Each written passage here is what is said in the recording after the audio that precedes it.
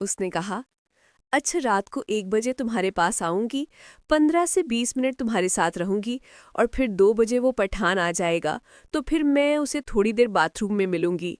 میں نے کہا اچھا ٹھیک ہے، اور پھر امی بھی کھانا بنا کے کمرے میں لے آئیں، اور وہ آ کر مجھ سے کہنے لگی، یوسف کیا باتیں ہو رہی ہیں بہن بھائی میں آج اکیلے میں؟ میں نے کہا کچھ نہیں امی، بس وہ اپنی بہن سے پوچھ رہا تھا کہ بچوں کی طبیعت کیسی ہے، اور پھر یہ کہہ رہا تھا اگر تمہیں کچھ ضرورت ہو تو مجھے بتا دیا کرو۔ میری امی مجھ سے کہنے لگیں، یوسف مجھ سے بھی پوچھ لیا کرو، میں بھی تمہاری ماں ہوں، کوئی دشمن نہیں ہوں۔ میں نے کہا ہاں ہاں کیوں نہیں امی، بتائیں آپ کی کیا ضرورت ہے؟ میری امی نے کہا کہ ضرورت تو بہت کچھ ہے لیکن میں تمہیں نہیں بتا سکتی۔ میں نے دیکھا میری بہن غور سے امی کو دیکھ رہی ہے، عجیب سی نگاہوں سے۔ پھر امی نے بات بدلنے کی کوشش کی، کھانا رکھا اور دوسرے کمرے میں چلی گئیں، لیکن میں سمجھ گیا تھا کہ ضرور کوئی نہ کوئی بات ہے۔ پھر میں نے بیٹھ کے اپنی بہن کے ساتھ کھانا کھایا، میری بہن بھی باہر چلی گئی، کسی کام میں مصروف ہو گئیں۔ میں کھانا کھا کے باہر آیا تو امی میرے کمرے میں ہی تھی، پتہ نہیں اندر کیا کر رہی تھی۔ میں نے جب کمرے میں آ کے دیکھا تو میری امی رو رہی تھیں۔ میں نے پوچھا کیا ہوا، سب خیریت تو ہے، آپ رو کیوں رہی ہیں؟ میری امی اپنے آنسو صاف کرتے ہوئے کہنے لگی، کچھ نہیں یوسف، چھوڑ دو تم اس بات کو، تم ابھی تک دکان پہ نہیں گئے؟ میں نے کہا امی دفع کرو دکان کو، آپ یہ بتائیں آپ کو ہوا کیا ہے؟ میں بہت پریشان ہوں کہ میری امی کو آخر ہوا کیا تھا۔ میں نے بہت اصرار کیا، پہلے تو میری امی مجھے نہیں بتا رہی تھیں، لیکن بعد میں امی نے مجھے کھل کر بتا دیا، جسے سن کر میرے تو ہوش ہی اڑ گئے۔ میری امی مجھ سے کہنے لگی، تمہارے ابو کے کرتوت تمہیں پتا ہے کہ آج کل وہ کن چکروں میں ہیں؟ میں نے کہا نہیں امی، مجھے تو نہیں پتا، آپ کو پتا ہوگا، میں سارا دن تو دکان پہ ہوتا ہوں، مجھے کیسے پتا ہوگا؟ امی نے کہا وہ رجو ہے نا، بیوہ خاتون رجو، اصل میں ہمارے ہی محلے کی ایک بیوہ خاتون تھی جس کا شوہر پہلے انتقال کر چکا تھا، اس کے بچے نہیں تھے، وہ اکیلے ہی گھر میں رہتی تھی، اور میں نے تو یہ بھی سنا تھا کہ وہ غلط کام بھی کرتی تھی۔ باقی غیب کا علم تو اللہ ہی جانتا ہے، جھوٹ کیا ہے سچ کیا ہے، لیکن ہم نے تو خالی سنا تھا۔ میں نے کہا ہاں ہاں امی، کیا ہوا رجو کو؟ میری امی پھر رونے لگی۔ پھر میں نے امی کے آنسو صاف کیے، اپنی امی کو گلے سے لگایا۔ جب میں نے اپنی امی کو گلے سے لگایا، اس کے سیب مجھے لگے تھے تو میرے اندر عجیب سی بے چینی ابھرنے لگی۔ پھر میں نے فوراً ہٹا دیا۔ میں سمجھ گیا تھا یہ کون سی بے چینی ہے، لیکن اس بے چینی کو ختم کرنے کا یہ صحیح وقت تو نہیں تھا، اس لیے میں نے فوراً ہی امی کو ہٹا دیا۔ پھر میری امی مجھے بتانے لگیں، یوسف تمہارے ابو اور رجو آپس میں لگے ہوئے ہیں، ان کے بھی ضروری کام چل رہے ہیں۔ میں نے کہا امی آپ یہ کیسے کہہ سکتی ہیں؟ کیا آپ نے اپنی آنکھوں سے دیکھا ہے؟ امی نے کہا میں نے دیکھا تو نہیں، مجھے ایک محلے کی عورت نے بتایا ہے، تمہارا شوہر آج کل اس گھر کے بہت چکر لگا رہا ہے، اور پرسوں رجو آئی بھی تھی ہمارے گھر تمہارے ابو کا پوچھنے، اور پھر میں نے یہ بات تمہارے ابو سے پوچھی کہ رجو کیوں آئی تھی تمہارا پوچھنے۔ وہ الٹا غصہ کرنے لگا، کہنے لگا تم گھر میں رہو، باہر کے معاملات میں تم دخل اندازی مت کرو۔ پھر میں نے اسے غصے سے کہا کہ تم رجو سے شادی کرنے والے ہو؟ اس نے کہا کر بھی لوں گا تو تم سے پوچھوں گا تھوڑی، اس لیے میں کہہ رہی ہوں تمہارے ابو اگر میرے ساتھ ایسا کیا تو پھر تم لوگ مجھے مت بولنا جو میں کروں گی۔ اب میں ڈر گیا تھا، میں نے کہا کہ پتہ نہیں امی کیا کرنے والی ہیں۔ پھر میں نے کہا امی خدا کے واسطے اب کچھ ایسا غلط قدم نہ اٹھائیے گا۔ میں سمجھ رہا تھا شاید امی خودکشی کی بات کر رہی ہیں، لیکن وہ تو کچھ اور ہی کہہ رہی تھی جسے جان کر میں شرم سے پانی پانی ہو گیا۔ میری امی مجھ سے کہنے لگیں، تمہارا باپ کیا سمجھتا ہے وہی خالی خوبصورت ہے، خالی اسی کے پیچھے ہی لوگ لگے ہوئے ہیں، اس کو نہیں پتا کہ سارا محلہ مجھ پہ مرتا ہے۔ مجھے تو اتنی اچھی اچھی آفریں آتی ہیں، میں تو جان بوجھ کے ٹھکرا دیتی ہوں کہ خیر اب بچے ہو گئے ہیں تو ایسا کیوں کرنا، لیکن ہاں اگر تمہارے باپ نے بھی ایسا کیا تو پھر میں بھی اسی گھر میں جس سے دل چاہے گا اس کو بلاؤں گی اور ملوں گی۔ میں نے کہا امی یہ آپ کیا کہہ رہی ہیں، خدا کا خوف کریں، اس طرح کی باتیں تو نہ کریں۔ میری امی مجھ سے کہنے لگیں، یوسف تمہارا باپ کیوں نہیں خدا کا خوف کرتا، اس کو سمجھا دو، اگر اس بار مجھے پتہ لگا کہ وہ ابھی تک اسی کاموں میں لگا ہوا ہے تو پھر تم لوگ مجھے مت کہنا۔ اور ویسے بھی وہ چودھری صاحب ہے نا، انہوں نے مجھے کافی دفعہ آفر کی ہے، وہ کہتے ہیں کہ میں تمہیں رانی بنا کے رکھوں گا۔ ہمارے گاؤں کا ایک چودھری بھی تھا جو ہمارے گاؤں کے فیصلے بھی کرتا تھا۔ امی شاید اسی چودھری کی بات کر رہی تھی۔ وہ چودھری تھا ہی ایسا کہ اس کے بارے میں بھی بڑی ہی باتیں میں نے سنی ہوئی تھی۔ میں نے سنا کہ جس کی بیوی بھی دیکھتا ہے کہ خوبصورت ہے اس کے پیچھے ہی پڑ جاتا ہے۔ پتہ نہیں کب میری ماں کو اس نے بھی آفر کرنا شروع کر دی۔ میں نے کہا امی یہ کام نہیں کر سکتی، چودھری کو چھوڑے، آپ کو پتہ ہے نا چودھری کے بارے میں کیا کیا باتیں ہوتی ہے۔ میری امی مجھ سے کہنے لگیں سب مجھے پتہ ہے۔ میں نے کہا امی اگر آپ زیادہ مجبور ہو جائیں اور آپ کے پاس کوئی آپشن نہ ہو تو مجھے ایک بار ضرور بتانا۔ میرے پاس ایک بہت اچھا آئیڈیا ہے جو آپ کو بھی پسند آئے گا۔ اصل میں اپنی امی سے یہ کہنا چاہتا تھا کہ آپ میرے ساتھ تعلق بنا لو، کیونکہ میری ماں مجھے بہت اچھی لگتی تھی۔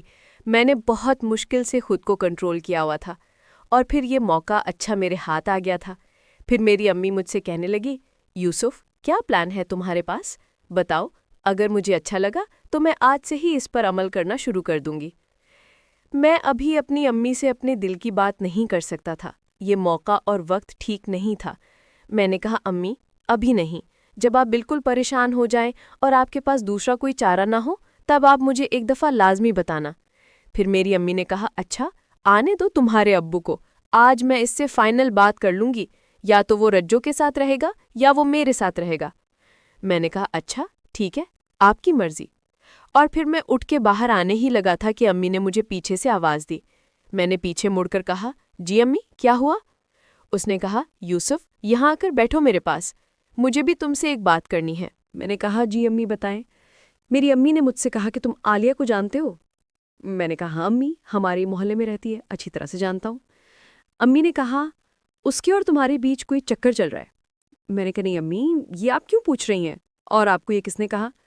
میری امی نے کہا عالیہ آئی تھی آج میرے گھر پہ اور یہی کہہ کے گئی ہے کہ آپ میرے گھر پہ رشتہ بھجوائیں، یوسف اور میں ایک دوسرے کو پسند کرتے ہیں۔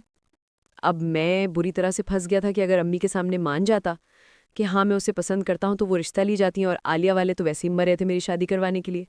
میں نے کہا نہیں امی میرا اس کے ساتھ کوئی چکر نہیں ہے، آپ اس کو منع کر دیں۔ حالانکہ میں کرتا اس سے محبت تھا، لیکن ابھی وہ یہ وقت نہیں تھا میں اس سے شادی کروں۔ میں نے بھی زندگی میں بہت کچھ دیکھنا تھا، اس کی میں بھی پلاننگ کر رہا تھا۔ میری ماں، بہنیں اور بہت ساری لڑکیاں تھیں جن کے ساتھ میں نے بہت سارا وقت گزارنا تھا اور ان سے سکون حاصل کرنا تھا، اس لیے فی الحال عالیہ سے میں شادی نہیں کر سکتا تھا۔ پھر میری امی نے کہا اگر کوئی چکر چل رہا ہے تو مجھے بتا دو، میں آج ہی عالیہ کی امی اور ابو سے جا کے بات کر لیتی ہوں تمہاری شادی کی، اور ہو بھی جائے گی۔ ویسے وہ اچھی لڑکی ہے، سارے گھر کا کام جانتی ہے، اور تمہیں تو پتہ ہے کہ بہت خوبصورت بھی ہے۔ میں نے کہا نہیں نہیں امی، شاید وہ مجھے پسند کرتی ہوگی لیکن میں اسے ہرگز پسند نہیں کرتا، اور دوبارہ وہ آپ کے پاس آئیں تو آپ نے انہیں منع کر دینا ہے۔ پھر میں باہر آیا تو میری بہن صحن میں ہی کچھ کام کر رہی تھی، مجھے سر سے لے کر پاؤں تک دیکھنے لگی، کہنے لگی بھائی آپ ابھی تک یہیں ہیں اور امی کہاں ہیں؟ میں نے کہا امی میرے کمرے میں بیٹھی ہیں۔ میری بہن مجھ سے کہنے لگی وہ تو مجھے پتا ہے کہ امی تمہارے کمرے میں ہی گئی ہیں، میں نے یہی سمجھا کہ شاید وہ دوپہر کا وقت ہے، وہ سونے گئی ہیں، مجھے نہیں پتا تھا کہ تم بھی اسی کمرے میں تھے۔ کیا ہو رہا تھا اندر، کیا بات کر رہے تھے؟ میں نے کہا کچھ نہیں، تم اپنے کام سے کام رکھو، ہر چیز میں ٹانگ اڑانا ضروری نہیں ہے۔ پھر میری بہن مجھ سے کہنے لگی بھائی اب تو آپ میرے رازدار ہونا، اچھا آپ بھی مجھے اپنی باتیں بتایا کرو۔ اس نے کہا دیکھو کتنی باتیں تمہیں بتائی ہیں، اس پٹھان کا بھی بتایا اور تیمور کا تو تم اچھی طرح جانتے ہو، اور ایک اور بھی ہے جو میں نے ابھی تک تمہیں نہیں بتایا۔ میں نے کہا اچھا فی الحال میں دکان پہ جا رہا ہوں، رات کمرے میں آنا، ہم دونوں سکون لیں گے اور مجھے تسلی سے بتا بھی دینا کہ وہ کون ہے۔ اس نے کہا نہیں بھائی ابھی میں اس بندے کے بارے میں نہیں بتاؤں گی، کیونکہ جب آپ سنیں گے کہ یہ بندہ کون ہے تو آپ کے پیروں تلے زمین ہی نکل جائے گی۔ میں تب آپ کو بتاؤں گی جب مجھے لگے گا کہ اب آپ میرے پکے والے رازدان بن گئے ہیں۔ میں یہ بات سن کر بڑا پریشان ہوا، سوچنے لگا کہ آخر کون ہو سکتا ہے جس کے ساتھ میری بہن کا چکر ہو۔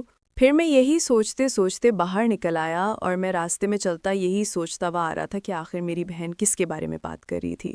اور پھر میں دکان پہ بھی آ گیا تو چھوٹا بیٹھا ہوا تھا، اس نے کہا استاد جی آپ تو کھانا کھائے، میں جا کے کھا لوں؟ میں نے کہا ہاں ہاں تم جاؤ۔ میں بیٹھا رہا کافی دیر اس معاملے میں سوچتا رہا کہ آخر وہ کون ہوگا۔ بہت سوچنے کے بعد صرف دو نام میرے ذہن میں باقی رہے، ایک نام تو میرے ابو کا تھا، دوسرا نام میرے ماموں کا تھا، یعنی کہ میری امی کے بھائی، کیونکہ جب بھی میرے ماموں میرے گھر آتے تھے وہ زیادہ تر باتیں میری بہن سے ہی کر رہے ہوتے تھے، اور وہ عجیب سی نظروں سے اسے دیکھ بھی رہے ہوتے تھے، جسے دیکھ کر مجھے بھی عجیب لگتا تھا، اور مجھے ابو پر بھی شک تھا، وہ بھی کچھ عجیب سی باتیں میری بہن سے کرتے رہتے تھے۔ میں تو یہی سمجھتا تھا کہ باپ بیٹی ہیں شاید اسی لیے، لیکن اب مجھے اس معاملے کی پوری انکوائری کرنی تھی۔ میں ابھی ان سب چیزوں کی پلاننگ بنا رہا تھا، لیکن میرے گھر بہت سارے لوگ پہلے سے ہی آ چکے تھے۔ یہی میں سوچ رہا تھا تو کل والی عورت آ گئی جو 4,000 روپے کا ادھار سودا لے گئی تھی۔ اس نے کہا، یوسف شکر ہے تو مجھے دکان پہ مل گئے، میں تو دعا ہی کرتی آ رہی تھی کہ اللہ کرے تم ہی بیٹھے ہو دکان پہ۔ میں نے کہا، آپ مجھے فون کر دیتی، آپ کے پاس میرا نمبر تو ہے؟ پھر اس نے کہا، ہاں میرے موبائل میں بیلنس نہیں تھا اس لیے میں نے تمہیں فون نہیں کیا۔ میں نے کہا، اچھا رکو میں تمہیں بیلنس بھیجتا ہوں۔ میں نے اسے 500 کا ایزی لوڈ بھیجا، پھر میں نے پوچھا بتاؤ کیا ہوا؟ اس نے کہا، اصل میں میرے چھوٹے بچے کی طبیعت خراب ہے، مجھے 2,000 روپے چاہیے۔ میں نے کہا اچھا کوئی بات نہیں۔ پھر میں نے اپنی جیب سے 2,000 روپے نکالے اور اس کو دے دیے۔ وہ گھر جانے لگی تو اس نے کہا، اچھا یوسف، آج کا کھانا رات والا تم میرے گھر آ کے کھانا۔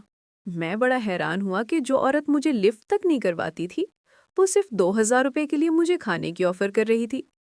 اب مجھے سمجھ آیا تھا کہ کس طرح ان کو امپریس کرنا تھا۔ اصل میں پیسے میں بہت طاقت ہے، اس لیے وہ بھی امپریس ہو رہی تھی۔ پھر میں نے اس سے کہا کہ آج تو نہیں، ہاں تم کل کا رکھ لو، کیونکہ آج تو میں اپنی بہن کے ساتھ ملنے والا تھا اور وہاں سے میرے سکون کا بندوبست ہو گیا تھا۔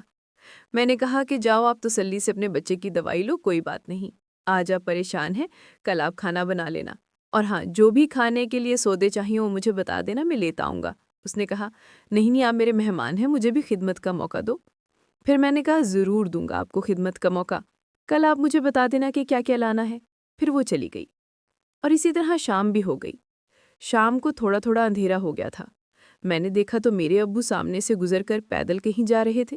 مجھے شک پڑا، میرے ابو رات میں اکثر نکلتے تو نہیں، وہ رات میں اکثر گھر ہی ہوتے۔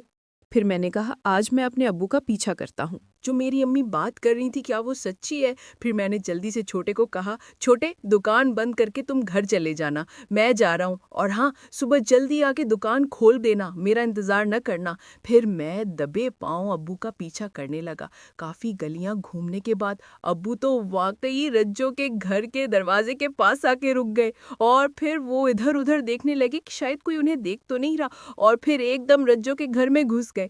میں نے کافی سوچا کہ میں کیا کروں، ابو کو جا کے میں ہی پکڑوں یا امی کو لے آؤں؟ اگر میں امی کو لے آتا اور ابو کو اس حالت میں میری امی دیکھ لیتی تو یقیناً دونوں کے بیچ میں جھگڑا ہو جانا تھا، جس سے فائدہ مجھے ہی ملنا تھا۔ اور یہی پھر میں سوچ کے فوراً اپنے گھر آیا۔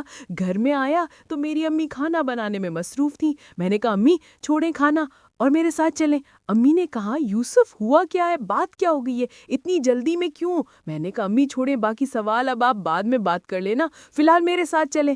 میری امی گئی، جلدی سے دوپٹہ پہن کر آئی اور آہستہ سے میں نے اپنی امی کو کہا، امی جو آج آپ نے بات مجھے دوپہر کو بتائی تھی دوپٹے والی، وہ سچ ہے؟ میں نے خود اپنی آنکھوں سے ابو کو رجو کے گھر جاتے ہوئے دیکھا ہے۔ میری امی زور سے کہنے لگی، ہاں میں نہ کہتی تھی کہ یہ سچ ہے، چلو آج میں اس کو بتاتی ہوں کہ کس طرح یہ باہر منہ مارتا پھرتا ہے۔ پھر میں نے امی کو کہا، امی آپ شور نہ کرنا، محلے والے سن لیں گے تو کیا کریں وہاں جا کر؟ میں نے کہا ابو کو گھر لے کے آئیں گے، پھر آپ جو مرضی کرنا، آپ کو کوئی نہیں روکے گا۔ میری امی فوراً سے بائک پہ بیٹھ گئی اور پھر میں نے سیدھا بائک رجو کے گھر کی طرف رکھی۔